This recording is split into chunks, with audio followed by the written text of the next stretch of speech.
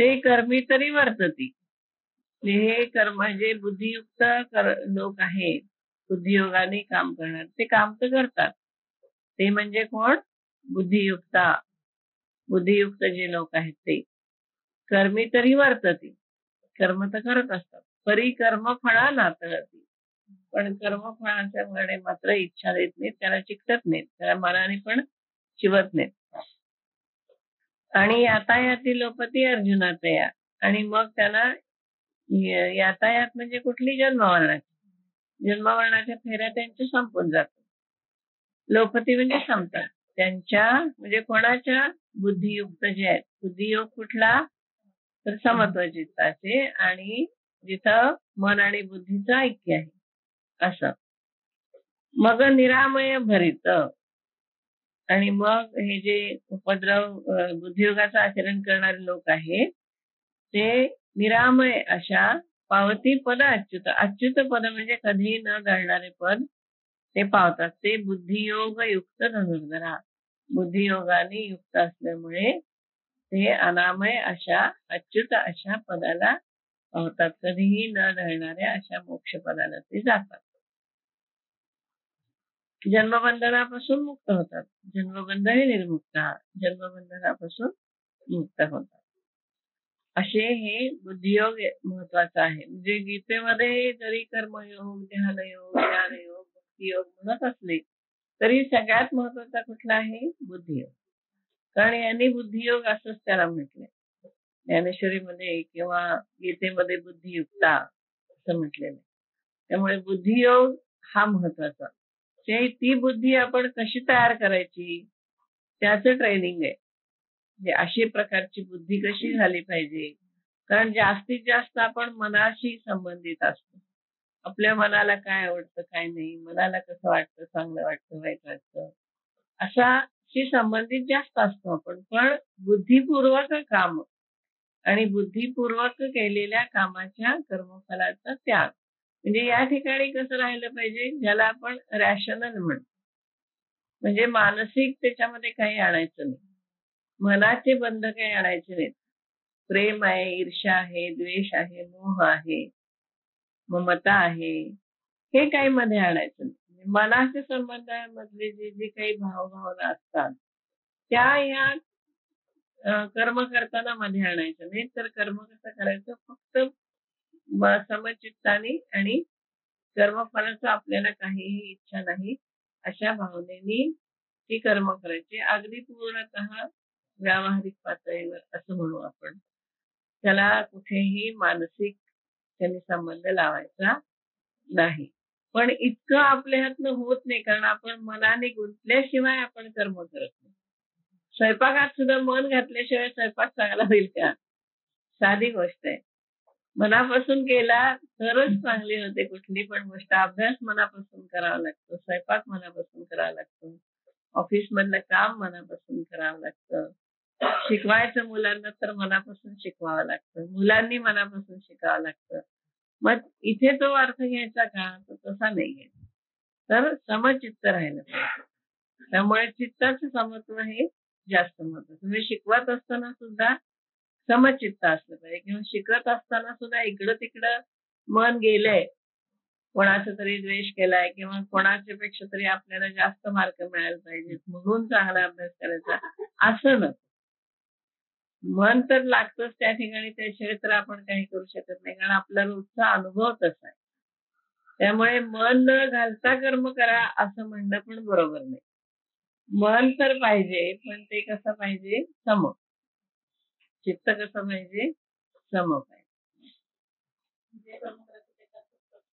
त्याच्यात फक्त मन ठेवायचं. त्याच्यामध्ये कोणाच्या तरी मोहाने, कोणाच्या तरी द्वेषाने, कोणाच्या तरी ईर्षेने, कोणाला तरी कमी लेखायचं म्हणून, किंवा कोणाच्या तरी पेक्षा आपल्याला जास्त आलं पाहिजे म्हणून, अशा काही भावभावना त्याच्या पाठीमागे, अन्य भावभावना काही नको. काम तर मनापासून केलं पाहिजे, पण समचित्ताने करायला पाहिजे, असं त्याचा अर्थ होतो. यदा ते मोह कलिलम बुद्धिर्व्यतितरिष्यति तदा गंतासि निर्वेदम श्रोतव्यस्य श्रुतस्य च. म्हणजे जेव्हा तुझी बुद्धी मोह कलिल, मोहरूप मालिन्याचं काय करेल, व्यतितरिष्यती म्हणजे ओलांडून जाईल, पलीकडे जाईल. म्हणजे मोहरूपी मालिन्य जे बुद्धीवर आहे ते जर गेलं, त्याच्या पलीकडे बुद्धी गेली, तदा काय होईल, गंतासी निर्वेदम श्रोतव्यस्य तत्वस्य, पुढे ऐकलेल्या आणि पुढे ऐकणाऱ्या गोष्टीविषयी त्याच्या पलीकडे जाशील, म्हणजे तू विरक्त होशील. जेव्हा तू अशा बुद्धीने काम करशील की त्या ठिकाणी ईर्ष्या नाही, मोह नाही, ममता नाही, किंवा काही आपल्याला हवं आहे असं नाही, काही नको आहे असं नाही, या सगळ्या भावनांच्या पलीकडे फक्त कर्म करायचं, ते सुद्धा समचित्त ठेवून व्यवस्थित काम करायचं, कर्तव्य कर्म करायचं.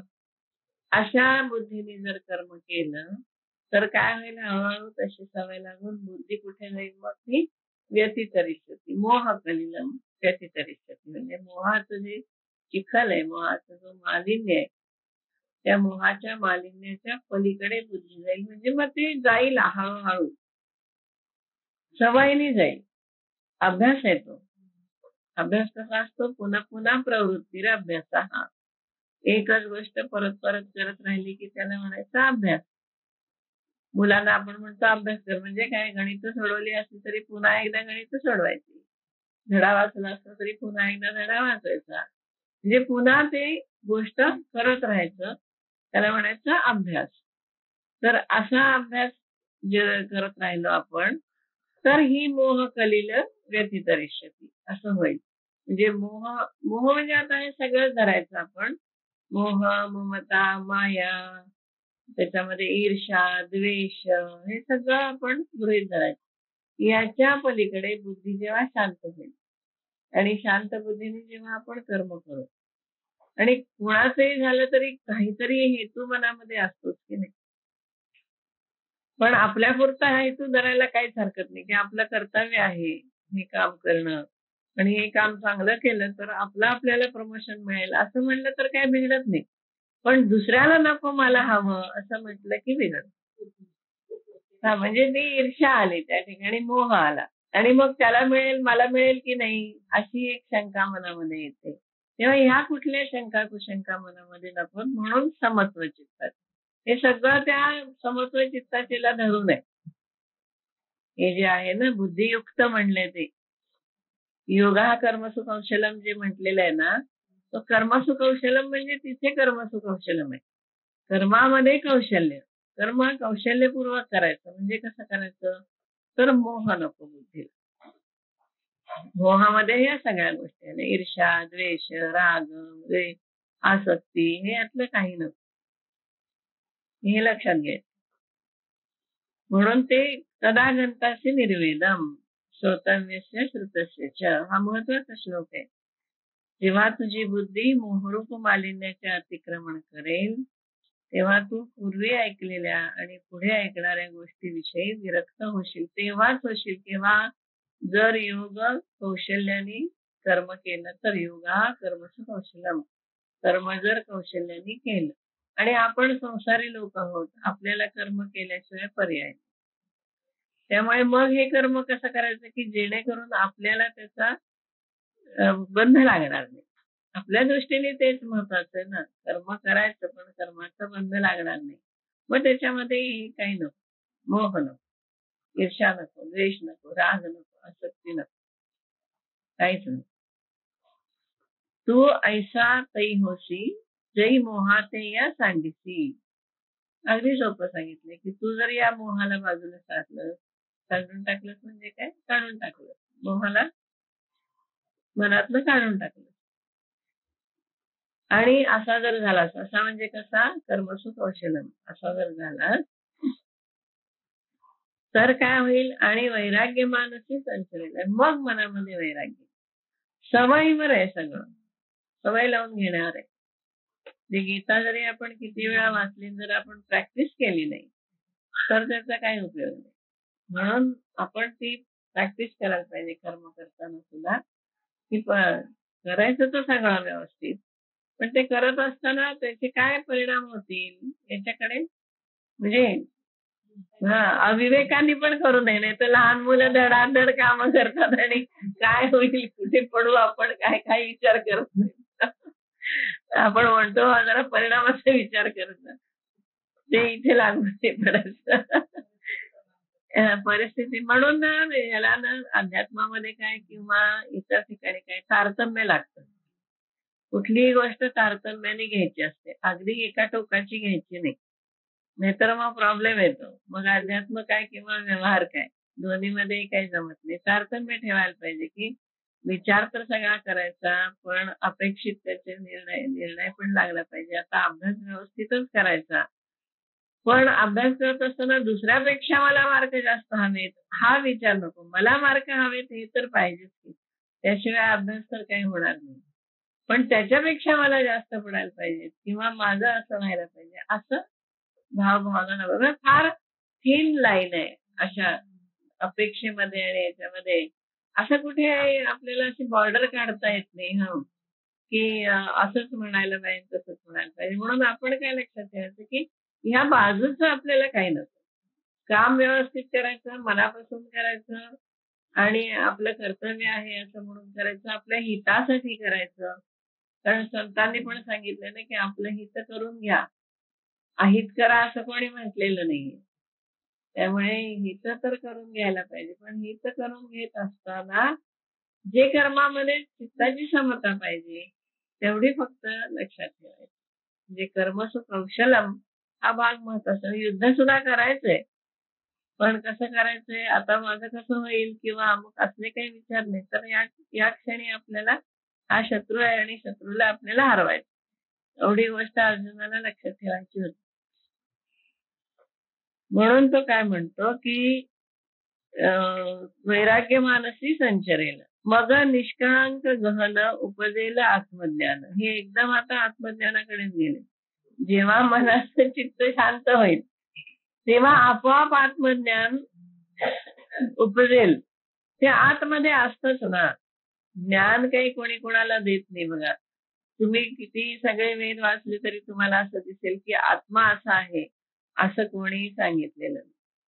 आत्मा कसा आहे हा आपल्याला कळतं. आपलं पोट भरलेलं जसं आपल्याला कळतं, दुसऱ्याने काही सांगायला येत नाही, त्याची काही मोजमाप पण नाही की लॅबोरेटरी मध्ये गेलेत आणि एवढं 500 ml एवढं खाल्लं की पोट भरलं, असं काही नाही. कोणाचं कसं भरेल, कोणाचं कसं भरेल, पण ज्याचं त्यालाच कळतं पोट भरलेलं. तसं आत्मस्वरूपाचं ज्ञान हे ज्याचं त्यालाच होत असतं. गुरु सुद्धा काय फक्त सांगतात अमुक अमुक कर, ते असं ज्ञान तुम्हाला हातात दिलंय असं होत नाही. त्यामुळे आत्मज्ञान उपजेल म्हणतात, आपोआपच होऊन जाईल. कारण प्रत्येकाच्या ठिकाणीच आहे ना. मी आत्मा आहे हे कळायला दुसऱ्यांनी कशाला सांगायला पाहिजे.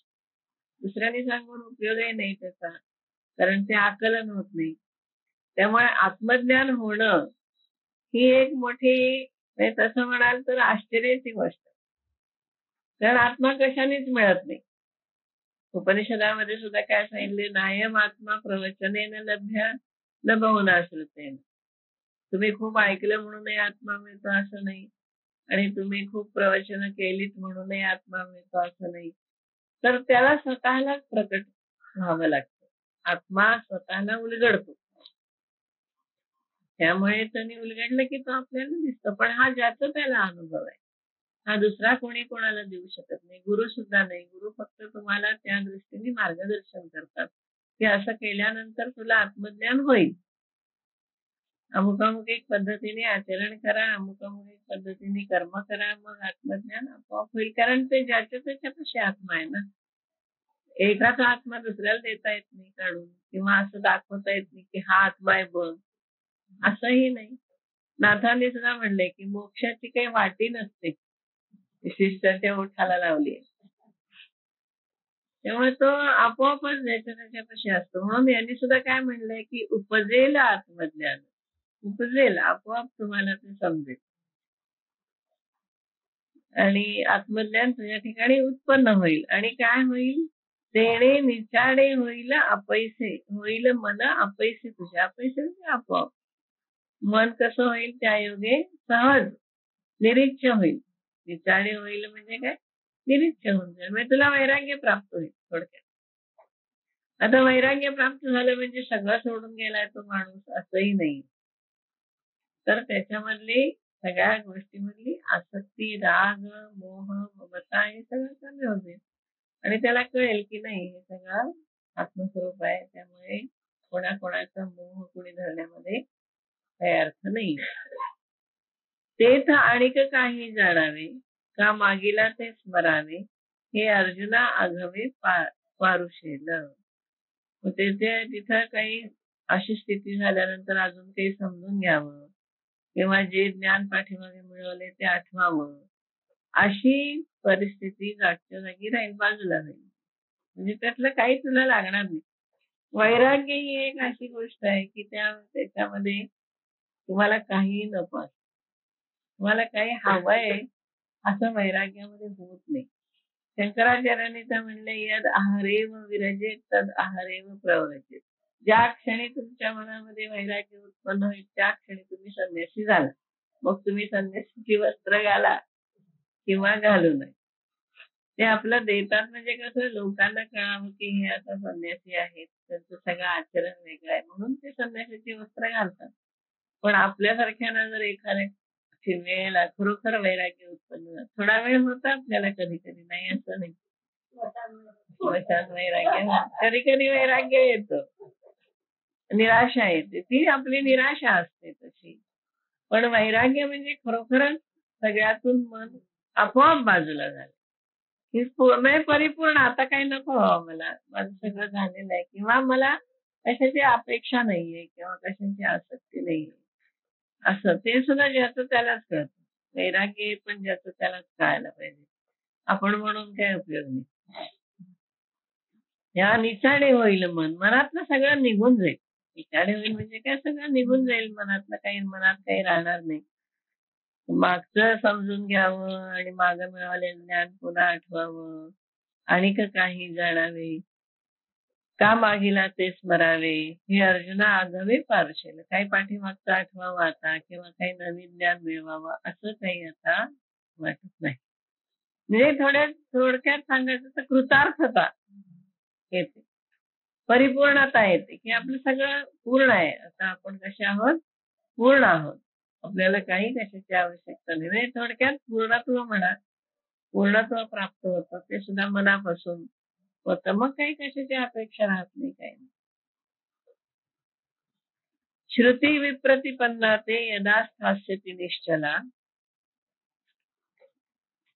समाधा वाचला बुद्धीस तदा योगम अवाप्स्यसि. आता हा योग कधी मिळेल असं ते म्हणतात. जेव्हा नाना प्रकारच्या श्रवणाने ग्रस्त झालेली बुद्धी श्रुती विप्रतिपन्ना ते तुझी बुद्धी कशी आहे, श्रुती विप्रतिपन्ना म्हणजे नाना प्रकारच्या श्रवणाने गोंधळलेली अशी बुद्धी आहे ती. तेव्हा ती केव्हा होईल, यदा स्थास्यति निश्चला, जेव्हा ती निश्चल होईल, शांत होईल, तेव्हा काय होईल, समाधी सुखाच्या ठिकाणी स्थिर होईल आणि तुला योगस्थिती प्राप्त होईल. म्हणजे हा सगळा अभ्यास आहे. 49, 50, 51, 52, 53 हे जे सगळे श्लोक आहेत, हा सगळा सलग अभ्यास कशाचा आहे, तर बुद्धी स्थिर करण्याचा. आणि बुद्धी स्थिर झाली की आपोआप योग प्राप्त होईल असं म्हटलंय. स्थास्यति निश्चल, बुद्धी निश्चल होणं आवश्यक आहे आणि त्यासाठी विवेक आणि वैराग्य दोन्ही पाहिजे. विवेक पण पाहिजे, वैराग्य पण पाहिजे. वैराग्य कसं पाहिजे, आपोआप आलेलं पाहिजे. मनाला पूर्णत्व आल्यानंतर आलेलं वैराग्य हवं. आणि विवेक कशाचा हवा, तर आपल्याला मोह नको, कर्मसुख अचलम, कर्म करत असताना कुशलता, त्याच्यासाठी विवेक हवा. आणि आपल्याला आता काही नको, सगळं परिपूर्ण आहे आपलं असं तिथे वैराग्य. आणि बुद्धीची निश्चलता, या श्लोकामध्ये काय सांगितले की बुद्धी निश्चल व्हायला पाहिजे. यदा स्थास्यति निश्चला, निश्चल अशी बुद्धी व्हायला पाहिजे. आणि मग काय होईल, समाधो अचला, समाधी सुखाच्या ठिकाणी स्थिर होईल. बुद्धी निश्चल झाली की समाधी सुख मिळेल. थोडक्यात समाधीमध्ये आपण काय करतो, म्हणजे आपण जेव्हा ध्यान करतो तेव्हा मुद्दाम एकाग्रता करण्याचा प्रयत्न करतो. बुद्धीला एके ठिकाणी आणतो आणि एकाच विचारावरती आपण चिंतन करत राहतो. एकाच विचारावर चिंतन केले की त्या ठिकाणी बुद्धी एकाग्र होऊन स्थिर होते आणि मग हळूहळू जेव्हा ते चिंतनही थांबतं तेव्हा समाधी लागते.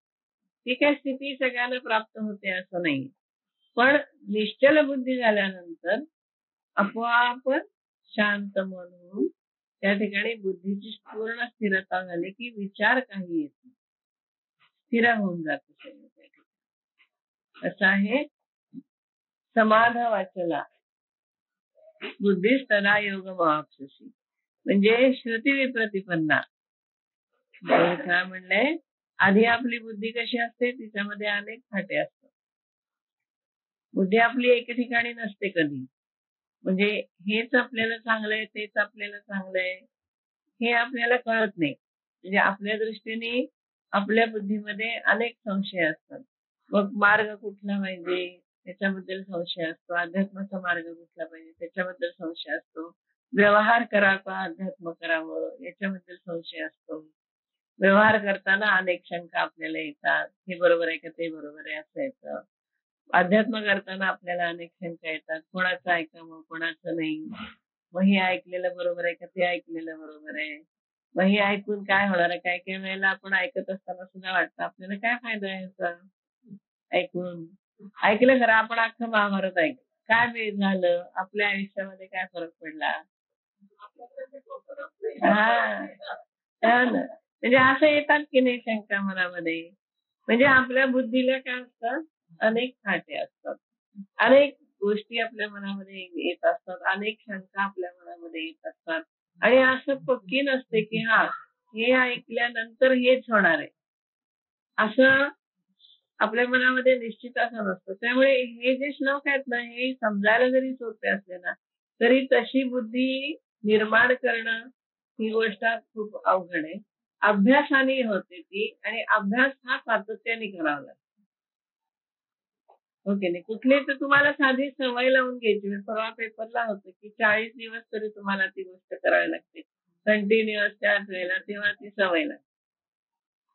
म्हणजे साध्या सवयी बदलायच्या म्हणलं तरी तुम्हाला कष्ट घ्यावे लागतात. हे तर जन्मानुजन्माचे संस्कार त्या मनावर आलेले आहेत, ते सगळे संस्कार बदलायचे आणि मनाला एके ठिकाणी स्थिर करायचं. कर्मामध्ये म्हणा किंवा विवेकामध्ये म्हणा, वैराग्यामध्ये म्हणा, अवघड असते की नाही. त्यामुळे हा अभ्यास लक्षात घ्या. अभ्यास आपण सुरुवात तरी करूया. अभ्यास सुरुवात केलं की हळूहळू कुठेतरी आपल्याला ही स्थिरता प्राप्त होईल. म्हणजे हा अभ्यास आहे की कर्म करत असताना बुद्धीची समतोलता पाहिजे, मनाची समतोलता पाहिजे. त्या ठिकाणी कुठल्या डिस्ट्रॅक्टेड माइंड असं नको, ईर्षा नको, मोह नको, राग नको, द्वेष नको. हे काही न करता आपण कर्म करतो. आपल्याला वाटतं आपण करतो, पण कुठेतरी मनामध्ये असतं.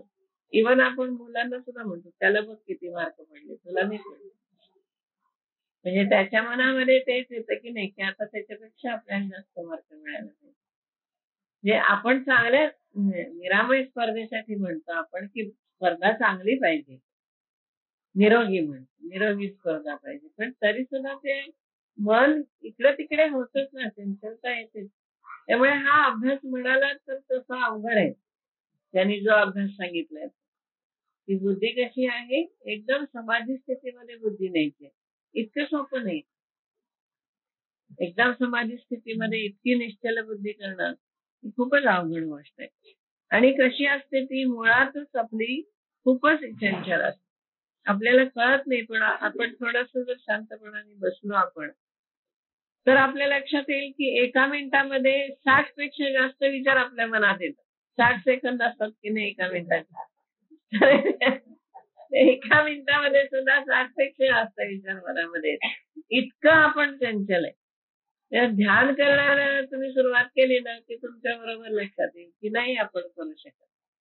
आणि मग ते सारखं तिथनं मन आणायचं आणि एका विचारावर, एका मंत्रावर कॉन्सन्ट्रेट करायचं. त्याच्यात माणूस दमून जातो. ध्यान करणारा माणूस नेहमी दमतो, तुम्ही बघा. कारण बाहेर शारीरिक कष्टापेक्षा त्याची मानसिक ओढाताण इतकी झालेली असते की त्याच्यामध्ये तो थकून जातो. ध्यानातून फ्रेश व्हायला पाहिजे ना, तसं न होता तो माणूस थकतो. मग असं 3-3 तास जर तुम्ही ध्यान करायचं म्हटलं, तर तुम्हाला खूपच एनर्जी लागते. कारण सारखं मन इकडे-तिकडे जाणार.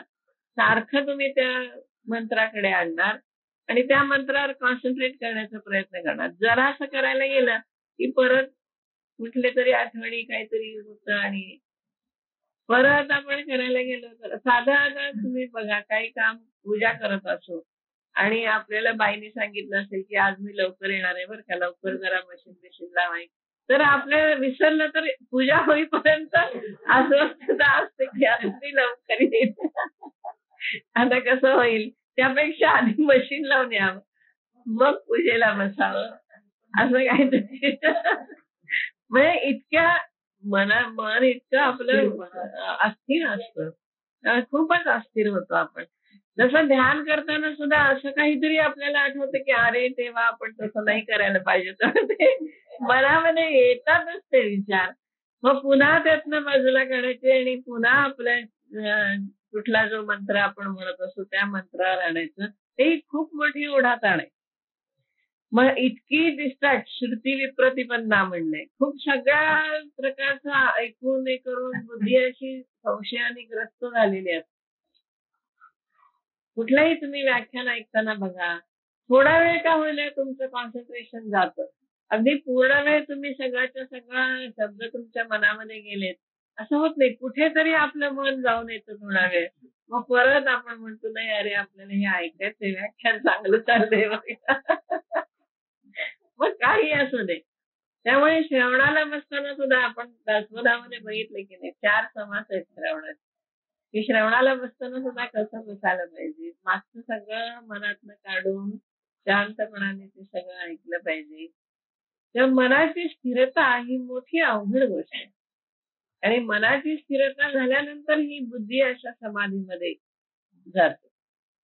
समाधीमध्ये बुद्धी गेली की मग त्या माणसाला काही अवघड गोष्ट राहत नाही. मग तुम्ही पतंजली योगाप्रमाणे सुद्धा तुम्हाला एखादा एक कशावर तरी असं कॉन्सन्ट्रेशन केलं, तर तुम्हाला त्या गोष्टीचं ज्ञान होतं. पतंजली योगशास्त्रामध्ये म्हटलंय, की जेव्हा अशी बुद्धी स्थिर होते, एकदम स्थिर बुद्धी, की त्याच्यामध्ये दुसरं काही येत नाही. मग त्या माणसाला ती गोष्ट तो शिकलेला असो नसो, त्याला ते बघितल्याबरोबर त्यातले दोष कळतात किंवा त्यातला काय फॉल्ट आहे तो कळतो. आणि मग त्याला ते दुरुस्त पण करता येतं. समजा नसेल तो, अगदी इलेक्ट्रिशियन नसेल, पण त्या बुद्धीच्या स्थिरतेमुळे ना, तर तो त्यातला दोष काढू शकतो. हे असं योगशास्त्रामध्ये म्हटलंय, की इतकी बुद्धी स्थिर असते, की त्याला त्या गोष्टीतलं आपोआप ज्ञान होतं. मग ते कसं काय होतं, तर ते आपोआप ती बुद्धी आकलन करून घेते. आपल्या बुद्धीची क्षमता खूप मोठी आहे. हे माणसाला जो मेंदू दिला आहे, त्याचं मेंदूचं तर निम्म सुद्धा कार्य अजून विज्ञानाला कळलेलं नाहीये. कितीतरी गोष्टी त्यातल्या अशा आहेत, की त्या विज्ञानाला कळालेल्याच नाहीयेत, की हे फंक्शनिंग काय आहे आणि हे कशाप्रकारे चालतं. तसं झोप हे काय आहे नेमकं अजून कुठे कळालं. झोप हे कळलेलं नाहीये काय आहे. तशा कितीतरी गोष्टी अशा आहेत, की ह्या मानवी मेंदूला अजून कळालेल्याच नाहीयेत. इतका आपला मेंदू कॉम्प्लिकेटेड करून ठेवलाय देवाने. आता ह्या मेंदूमध्ये असणारी ती बुद्धी स्थिर करायची म्हणजे आपल्या दृष्टीने फार अवघड काम आहे. त्यांचं तेवढं कॉन्सन्ट्रेशन असतं ना. तर हां. तेव्हा त्यांनी काय म्हणलंय, की श्रुती विप्रतिपन्ना ते यदा स्थिती निश्चला समाधा वचला बुद्धी सदा योग मवाप्स्यसे आणि अशी स्थिर बुद्धी झाल्यानंतर तुला योग प्राप्त होईल. असं म्हटलेलं आहे. समाधी सुखाच्या ठिकाणी बुद्धी स्थिर होईल, तेव्हा तुला संपूर्ण योग स्थिती प्राप्त होईल. इंद्रियांची या संगती जे पसरू होतसे मती. आता यांनी आपल्या संतांनी अगदी थोडक्यात सांगितलंय, की आपली बुद्धी बाहेर कुठे कशी जाते, तर 5 इंद्रियांच्या संगतीने आपली बुद्धी बाहेर जाते. आणि 5 इंद्रियांचे 5 विषय आहेत. अगदी आपण बाकीचं मनाचे सगळे भावभावना जरी सोडल्या, तरी 5 इंद्रियांचे 5 विषय म्हणजे बुद्धी 5 ठिकाणी तरी नक्की जाते. हाताकडे जाईल, पायाकडे जाईल, डोळ्याकडे जाईल, कानाकडे जाईल, चवीकडे जाईल. है ना? पसरू होतसे मती. ती सगळीकडे अशी पसरते. आणि याशिवाय भूतकाळातले झालेल्या घटना आणि भविष्य काळात होणारे जी काही आपली चिंता काळजी ते सगळं मनामध्ये येतं. म्हणजे हे 5 विषय तर आहेतच. पण त्या व्यतिरिक्त आपण भूतकाळात ज्या घटना घडलेल्या असतात त्याचाही विचार करतो आणि त्याच्या अनुषंगाने भविष्य काळामध्ये काय होईल त्याचाही विचार करतो.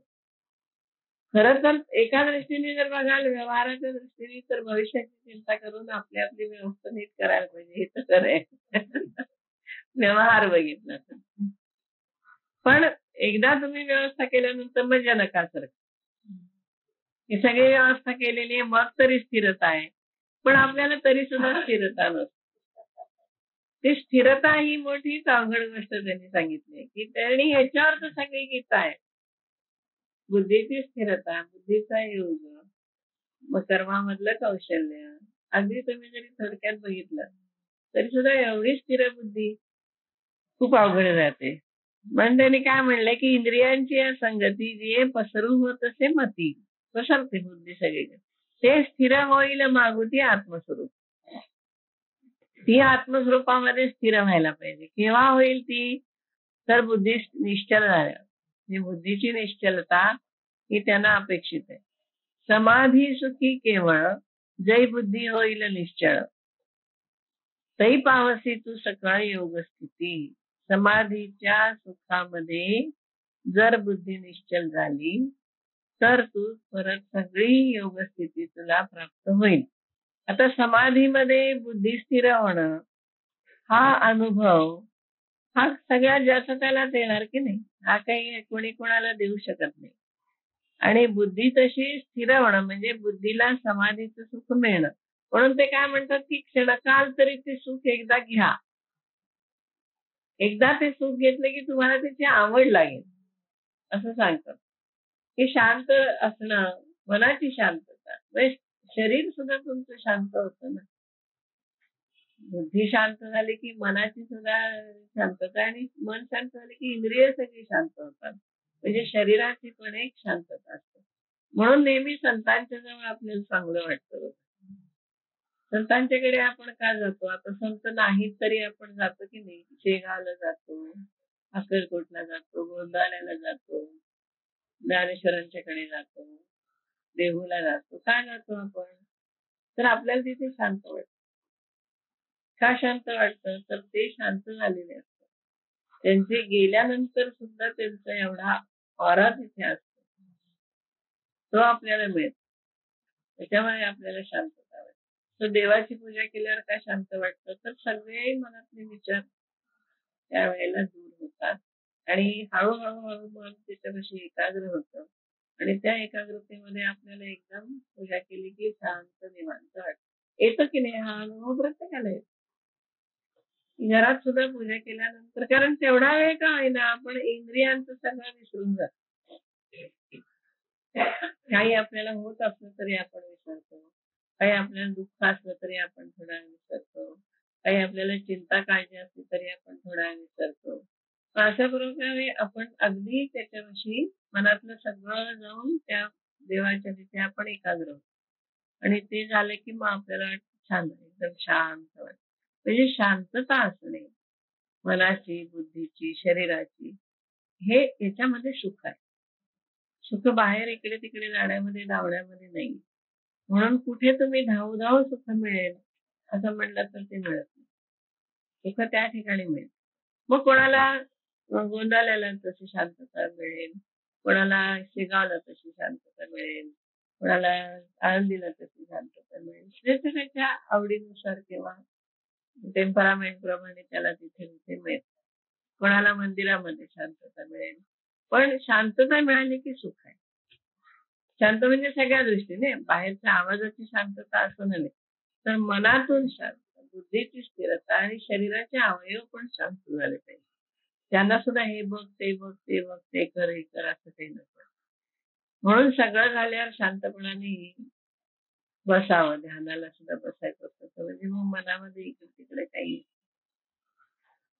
तेव्हा असं म्हणलं त्यांनी की समाधी म्हणजे बुद्धी स्थिर, बुद्धीची स्थिरता असं त्या ठिकाणी होईल.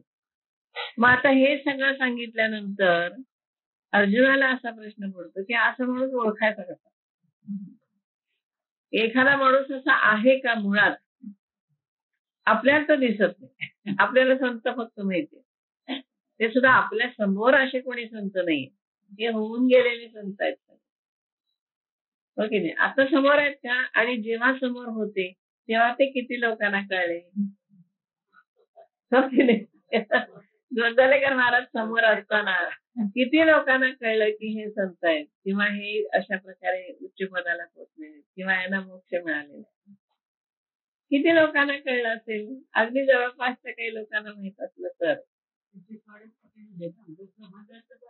हा, त्यांना सुद्धा जागा देत नव्हते लोक, म्हणजे घरातली लोक वाटणी देत नव्हते. ते सुद्धा किती घरातल्या लोकांना सुद्धा ते कळलं नाही किंवा एवढं मोठं काम आहे यांचं, यांच्यासाठी आपण काहीतरी करायला पाहिजे असं सुद्धा कळालं नाही. म्हणजे असून आपल्याला कळत नाही म्हणून अर्जुन विचारतो की यांना ओळखायचं नाही. ज्ञानेश्वरांना दाखवा फारच त्यांचं तर किती हाल झाले. काय त्यांना भिक्षा सुद्धा नीट वाढली नाही. कसे काय राहिले असतील देव जाणे बाबा. ते सुद्धा अशा शांत स्थितीमध्ये राहिले आहे.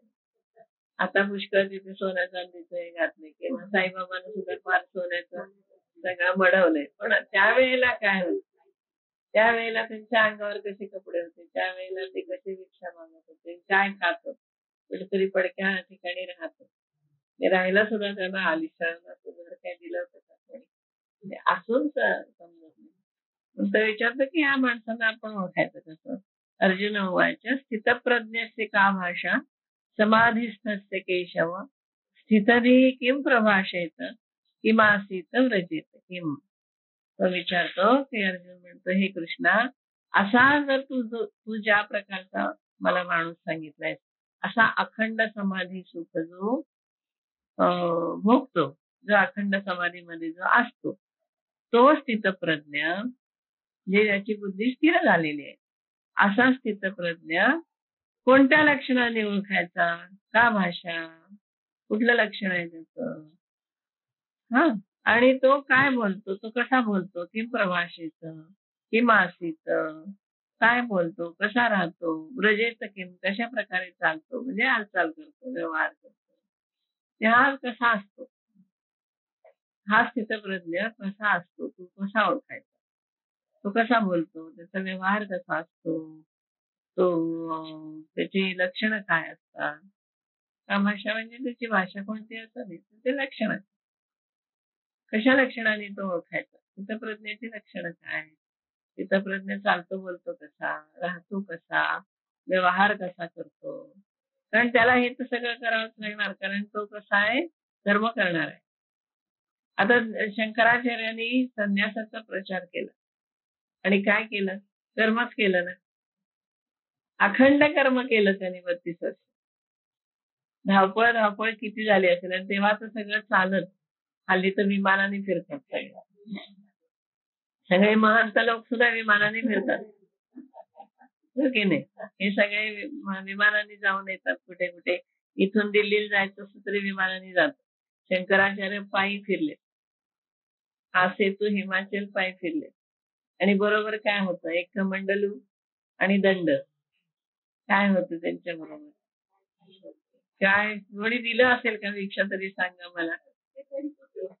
हो ना, काय त्यांनी खाल्लं असेल, काय प्यायला असेल, आजारी पडला असेल तर कोणी बघितलं असेल त्यांच्याकडे, काय झालं असेल सांगा, कसे राहिले असतील हे लोक, आणि एवढं मोठं काम केलं त्यांनी.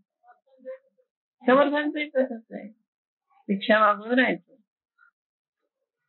शंकराचार्यांनी, आणि सगळीकडे मठ स्थापन केले पण राहिले नाहीत कुठेच ते, कुठे जागेवर होते ते, सगळीकडे असं धर्मप्रसार करण्यासाठी फिरत होते. मग कसं म्हणजे केवढं त्यांचं आपल्याला असं वाटतं, पण चरित्र वाचली ना म्हणजे कळतं आपल्याला की काय यांचं महात्म्य आहे. ते काय, विवेकानंद काय, अखंड काम शंकराचार्यांनी अखंड कार्य केलं. असं केलं पण धर्मसुकौशलम आणि बुद्धी स्थिर, हे त्यांचं उदाहरण आपल्या समोर आहे. पण आता आपल्या समोर कोणी असं आहे की नाही, नाही सांगता येणार. असलं तरी आपल्याला माहिती नाही. हा, करतात लोक आता, किशोरजी व्यास मोठं काम करतात, बाकीचे सगळे संत महात्मे आहेत ते सुद्धा पुष्कळ काम करतात. त्यांची पद्धत वेगळी आहे, त्यांची पद्धत वेगळी. एवढंच. पण आहेत आता सुद्धा आपल्याला विचार केला तर सापडतील. तेथ अर्जुन म्हणे देवा, हाची अभिप्रायो आघवा, मी पुसेन आता सांगावा कृपानिधी. हे कृपानिधी, एक मला सांग आता की हाच अभिप्राय मी तुला आता विचारतो. आणि कसा आहे? कृपानिधी, करुणेचा सागर, कृपा करणारा. तर मी आता तुला विचारतो, तर तू मला त्याचं उत्तर सांग, अभिप्राय सांग. कुठला? मग अच्युत म्हणे सुखे, जे किरीटी तुझं निके, तू ते पूस पाहून मेखे मनाचे नी. हे त्यांनी स्वतःच मध्ये घातले की मोकळ्या मनाने विचार, असं म्हणतो श्रीकृष्ण त्याला, की तुला काय विचारायचंय ते मोकळ्या मनाने विचार. जे तुझ्या मनामध्ये आहे, जे तुला योग्य वाटेल ते अगदी खुशाल विचारतो. मग तो म्हणतो, या बोला पार्थे, म्हणितले सांग पा श्रीकृष्णाचे, काय म्हणिते स्थित प्रज्ञाचे, ओळखो केवी. तर म्हणतं की काय म्हणू, म्हणजे स्थितप्रज्ञाला काय म्हणतात आणि तो ओळखायचा कसा, असं श्रीकृष्णाला पार्थाने विचारलं, अर्जुनाने विचारलं. आणि स्थिर बुद्धी जो म्हणजे तो कैसा चिन्ही जाणीजे. आणि ज्याला स्थिर बुद्धी म्हणायचं त्याची चिन्ह काय आहे, त्याची लक्षणं काय आहे, कसं जाणायचं त्याला. जो समाधी सुख गुंजे अखंडित, जो सतत अखंड समाधी सुखामध्ये आहे, त्याला कोणत्या लक्षणाने ओळखायचं. तो कवणे स्थिती असे, कोणत्या स्थितीत असतो, कैसे निरूपी विलासे, कोणत्या प्रकारे वागतो, दिसतो कसा. देवा सांगावे हे ऐसे लक्ष्मीपती. हे लक्ष्मीपती तुम्हाला असं सांग. तव परब्रह्म अवतरणू. साक्षात परब्रह्माचा अवतार. जो षड्गुणाधिकरणू, 6 गुण, बल वीर्य तेज यश श्री औदार्य ऐश्वर्य, हे गुण ज्याच्या ठिकाणी आहेत, षड्गुण, तो काय तेथ नारायण बोलत असे. असा नारायण, किती त्याला विशेषण लावलीत बघा या ओवीमध्ये. परब्रह्म अवतरणू, षड्गुणाधिकरणू, नारायणू. हा नारायण कसा आहे? परब्रह्म अवतरणू, परब्रह्माचाच अवतार आहे. षड्गुणाधिकरणू, 6 गुण ज्याच्या जवळ आहे. बल वीर्य तेज यशस्वी औदार्य किंवा ऐश्वर्य जर तुम्ही घेतलं तर याचा अर्थ असा होतो की बल त्याच्याजवळ जे आहे, बल याचा अर्थ ताकद आहे, पॉवर आहे. ती शक्ती कशी आहे? कर्तुम कर्तुम अन्यथा कर्तुम आहे. म्हणजे त्याला ते जे ताकद आहे त्याची, त्याच्यामधून तो काहीही करू शकतो आणि तरी तो थकत नाही. जमलाय देव, असं कधी झालं नाही. त्याचं बळ वापरलंय त्यांनी म्हणून तो थकून गेलाय, असं काही होत नाही. वीर्य म्हणजे त्याचा पराक्रम आहे, तेज आहे. त्या पराक्रम ते करण्याची त्याची क्षमता आहे. तेज हे त्याचं तेजस्विता आहे. त्याच्याजवळ अग्नी स्वरूप आहे, तो त्या अग्नीचे सगळे गुण त्याच्याजवळ. यश म्हणजे त्याला नेहमी कार्य त्याचं पूर्ण होतं आणि पूर्ण कार्य करण्यामध्ये तो यशस्वी होतो.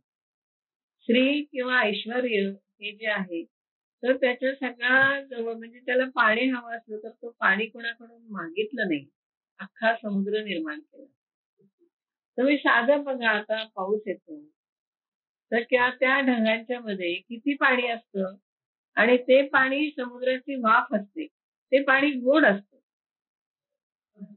समुद्राचं पाणी खारट असतं की नाही? खारट पाण्याची वाफ होते की नाही? तर खारट पाण्याची वाफ गोड असते.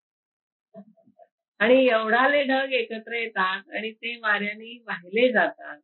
त्या वाऱ्यामध्ये केवढी ताकद आहे की 80-80 किलोमीटरनी ते वारे ते त्याला पुढे नेत असतात ढगांना. त्याचा साधा हा विचार केला तरी परमेश्वराचं ऐश्वर्य कळतं आपल्याला. हो ना. आणि ते पाणी नदीच्या रूपाने वाहतं आणि ते पाणी आपण जीवन म्हणून वापरतो सगळ्यांना. समुद्राचं पाणी आपण प्यायला वापरतो, पण त्याच्यासाठी ही प्रोसेस सगळी होते, ती फुकट होते की नाही? आपल्याला जर करायचं म्हणलं, समुद्राचं पाणी घरी आणून गोड पाणी तयार करायचं म्हणलं तर किती खर्च आहे. आणि परमेश्वर आपल्याला फ्री मध्ये देतो. केवढं ऐश्वर्य येतं. हे ऐश्वर्य कसं तुम्ही मोजणार कसं? म्हणून तर पश्चिमे योगम ऐश्वरम म्हणतो की नाही 11व्या अध्यायामध्ये तो. पश्चिमे योगम ऐश्वर्यम. तुझं ऐश्वर्य तरी बघ माझं. त्याचं काय? कसं मोजणार? त्याचं ऐश्वर्य न मोजता येणार आहे. त्याचं बळ न मोजता येणार आहे. त्याचं औदार्य न मोजता येणार आहे. कोणावर उदार होईल आणि कोणावर कृपा करेल काही सांगता येत नाही. तेव्हा हे सगळे गुण जे आहेत त्याचे हे फक्त त्याचेच गुण आहेत. म्हणून तर त्याला भगवंत म्हणतो षड्गुण ऐश्वर्य. तेव्हा हे 6 गुण लक्षात ठेवा देवाचे आणि त्याचं ऐश्वर्य मनामध्ये तरी आणा की अशा प्रकारे तो ऐश्वर्यवान आहे. आपल्याला काय कमी करेल का तो? साधी गोष्ट आहे. एवढं ऐश्वर्य त्याच्याजवळ आहे. तो आपल्याला काही कमी करेल का? आपल्याला किती, आपली सोच केवढी, आपलं मागणं केवढं, त्याचं एवढं मोठं ऐश्वर्य त्याच्यामध्ये आपण चिमणीच्या उंचीने मागणार. दिलं तरी आपल्याला झेपणार आहे का सगळं? हो ना. म्हणजे एवढं मोठं त्याचं ऐश्वर्य, एवढं मोठं बल, एवढं मोठं वीर्य, एवढं मोठं तेज त्याच्याजवळ आहे. त्यातलं मागणार किती आपण? क्षणभर. त्याला काय कमी आहे सांगा? हो की नाही? त्यामुळे आपल्याला काही कमी पडेल असं मनात सुद्धा आणायची इच्छा नाही. म्हणजे गरज नाही. मनात सुद्धा आणायचं नाही की आपल्याला काही कमी पडणार. कारण इतकं आहे त्याच्यापाशी की तो काय म्हणजे मोजता न येणाऱ्या अशा सगळ्या गोष्टी त्याच्यापाशी आहेत. तेव्हा बघा आता म्हणून यांनी इथं एवढी त्याला लावलेली आहेत की हा षड्गुणाधिकरण अधिकार आहे त्याचा त्या गुणांच्या वरती. परब्रह्माचा अवतार आहे तो. प्रत्यक्ष श्रीकृष्ण समोर असल्यावरती काय कमी आहे सांगा? काय हवंय? त्याला सुद्धा दुर्योधनाला काही तो देव वाटला नाही कधी. एवढा समोर असून दुर्योधनाला काही वाटलं नाही की हा परब्रह्माचा अवतार आहे. भीष्मांना कळत होतं पण त्याला बिचारायला काही ते कळालं नाही. मग भगवान विचारतात, उत्तर देतात की प्रजहाती यदा कामान सर्वान पार्थ मनोगतान आत्मनेव आत्मना तुष्टा प्रज्ञ सदुच्यते. अगदी छान उत्तर दिलंय त्यांनी की प्रजहाती. प्रजहाती म्हणजे टाकून दिले. हा जहाती म्हणजे त्याग करणे. यदा म्हणजे जेव्हा. कामान सर्वान. सर्वान कामान यदा प्रजहात. सगळे मनातल्या इच्छा जेव्हा तो टाकून दे. सगळे मनोगत. कामान आणि मनोगतान एकच विभक्ती आहे. तेव्हा सगळ्या मनामध्ये असलेल्या सगळ्या इच्छा टाकून देतो आणि काय करतो? आत्मनी एव आत्मना तुष्ट. स्वतःच्या स्वरूपाच्या ठिकाणी संतुष्ट होतो. सप्तमी आत्मनी आपल्याच मध्ये अंतरंगामध्ये जेव्हा तो तुष्ट होतो. स्वतः संतुष्ट. मगाशी म्हटलं तसं की एक आत्मध्येच संतुष्टतेची भावना येते. आत्मध्येच शांततेची भावना येते.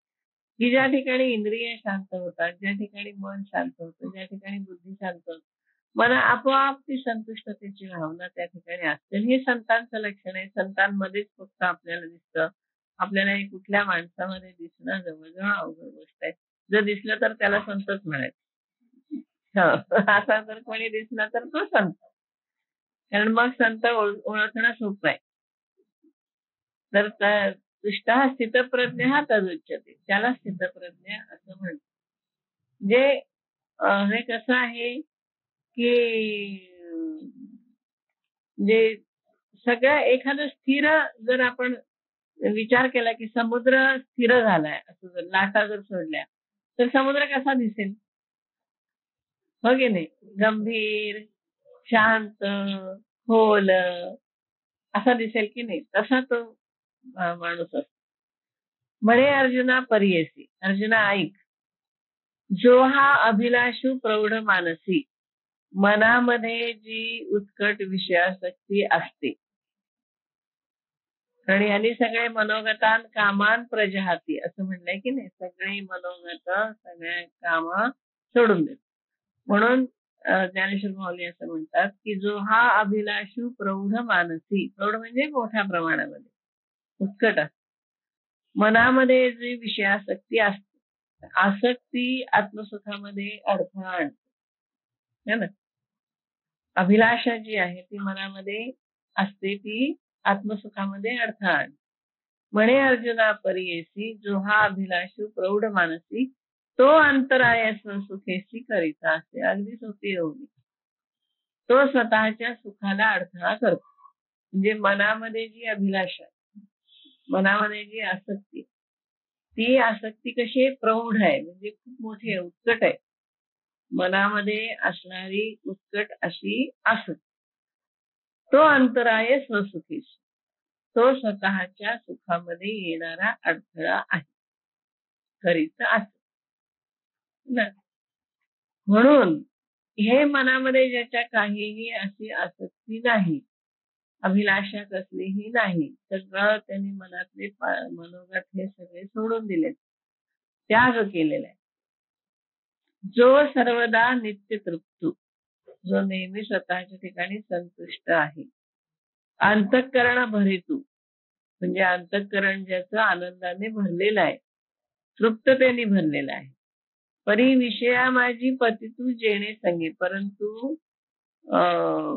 विषयामध्ये समजा एखाद्याचं अंतःकरण तृप्त झालं आणि आनंदाने भरलं, पण जर विषयाचा संग केला तर ते अडथळा आणतो, तर तो पतित होतो पुन्हा, हो ना. कामाच्या संमतीने विषयामध्ये पतन होत. तो काम सर्वथा जाय, असा काम निघून गेला पूर्णपणे. आणि जयाचे आत्मतोषी मन राहे, आणि ज्याचं मन संतुष्ट राहतं, आत्मसुखामध्ये राहतं, तोची स्थितप्रज्ञ होय पुरुष झाले.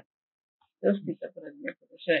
म्हणजे मनामध्ये कुठल्याही प्रकारची अभिलाषा नाही. थोडी जरी अभिलाषा मनामध्ये असली तरी तो माणूस पतन पावतो. पतन पावतो म्हणजे आपल्यासारखं संसारामध्ये येतो. पतन पावतो म्हणजे काय, तो संन्यासी राहत नाही, स्थितप्रज्ञ राहत नाही. कारण काहीतरी चिंता काळजी त्याला असते. असं काही तो निर्धोक राहतो. संत हे कसे असतात, स्थितप्रज्ञ निर्धोक असतात. त्यांना काही आसक्ती नसते, त्यांना काही अभिलाषा नसते, त्यांना काही हवं नको असं काही नसते. म्हणून हे जे जेव्हा महंत सगळं इस्टेट जमा करतात तेव्हा त्यांना चैन पडत असेल का? त्यांच्या मागे कितीतरी व्याप असतात, अकाउंट असतं, अमुक असतं, म्हणजे त्यांची ती एक संस्था होते ना. मग तिथे मन स्थिर राहणं कसं अवघड आहे की, मनाची स्थिरता. म्हणून संन्यासाला जास्त म्हणतोय आपल्याला. संन्यासी असलं की ह्या काही इन्स्टिट्यूशन नसतात. इन्स्टिट्यूशन नसलं की मग ते अकाउंट ठेवणं, ते सगळं तपासून घेणं. हो, मग त्याच्यासाठी त्यांनी त्यांची माणसं असतात, हे असतात, पण मनातून आसक्ती नसते, मनामध्ये अभिलाषा नसते. व्याप असू देत, त्यांचे व्याप असले तर काही बिघडत नाही, पण ते योग्य ती माणसं तिथे ठेवलेली असल्यानंतर मनामध्ये जी आसक्ती की मला हे सगळं हवंय किंवा मी हे सगळं करतोय, त्यांना सुद्धा नकोय ना ते. हे समाजासाठी आहे, समाजासाठी सगळं. आपल्यासाठी करत असतं तर गोष्ट वेगळी असते. तेव्हा मनामध्ये अभिलाषा आहे की हे सगळं मी करतोय आणि माझ्यामुळे सगळं चाललंय, असं असं भाव नको. असं भाव नसला की मग काय त्याच्यामध्ये आसक्ती नसते, आणि मग ते निष्कामपणाने कर्म करत राहतात. कारण हितासाठी केलंय ना, लोकहितासाठी काम चालू. लोकहितासाठी जिथे काम चालू आहे तिथे आसक्ती नसते. पण तसं जयाचे आत्मतोषी मन राहे, तोची स्थितप्रज्ञ होय पुरुष जाणे, तोच स्थितप्रज्ञ पुरुष होय. मनामध्ये आसक्ती नको. एवढं तुम्ही काम कितीही करा, कर्मसु कौशलम. हो की नाही?